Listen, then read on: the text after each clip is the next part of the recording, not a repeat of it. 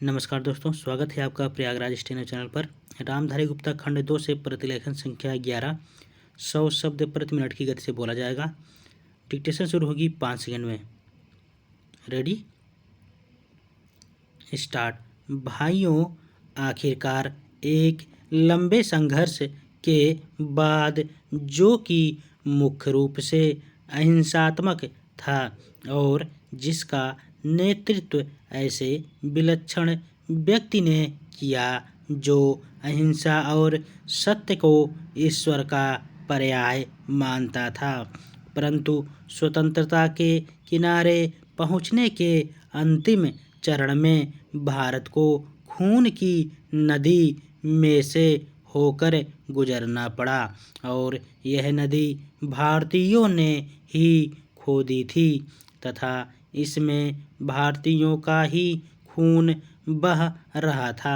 अभूतपूर्व पैमाने पर लोगों का निष्क्रमण हुआ।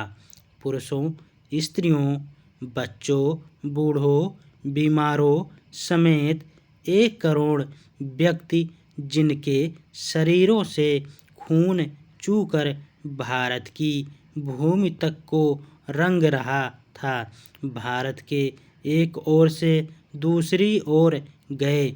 उन्होंने अपने पीछे न केवल मकान और जमीनें छोड़ी, बल्कि अपने घर के व्यक्तियों के मृत शरीर भी छोड़े।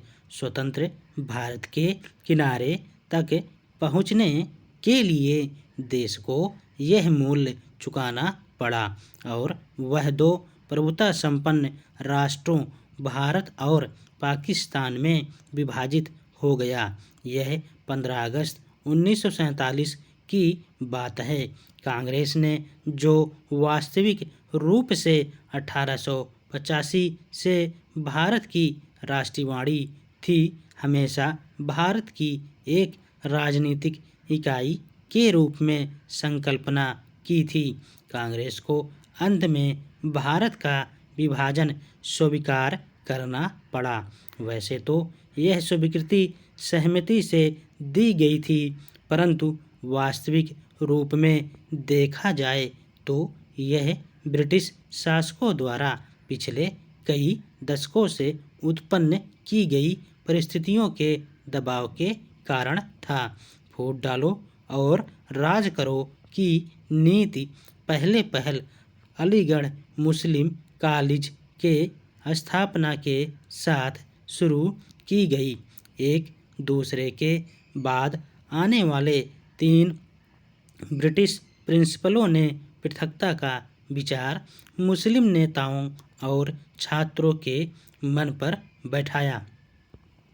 सर सैयद अहमद को विभाजनमूलक विचारों को फैलाने के लिए उनसे हर प्रकार की मदद मिली। हम यह नहीं कहेंगे कि इसमें हिंदुओं का कोई दोष नहीं था, जो मुसलमानों से सामाजिक स्तर पर अलगाव बनाए रखते थे और आर्थिक दृष्टि से उनका शोषण करते थे। अलीगढ़ कॉलेज के अधिकारियों को अपने उद्देश्य की पूर्ति के लिए उपजाऊ भूमि मिली। यह सब कुछ पिछली शताब्दी के अंतिम वर्षों में हुआ। इन्होंने सोच समझकर राष्ट्रीय मुसलमानों की उपेक्षा करने की नीति अपनाई। 1947 में कांग्रेस के पास विभाजन स्वीकार करने के सिवा कोई विकल्प नहीं था, विशेषकर गंभीर सांप्रदायिक झगड़ों के कारण, जो कि गृह युद्ध का रूप धारण कर रहे थे। जिन्ना ने यह सुझाव भी दिया कि सांप्रदायिक आधार पर आबादी की अदला बदली की जाए। शायद वह बेहतर समाधान होता, क्योंकि इससे शायद वे क्रूर कृत्य न होते जो बहुत लंबे काल तक पड़ोस में रहने वालों के साथ उनके पड़ोसियों ने किए।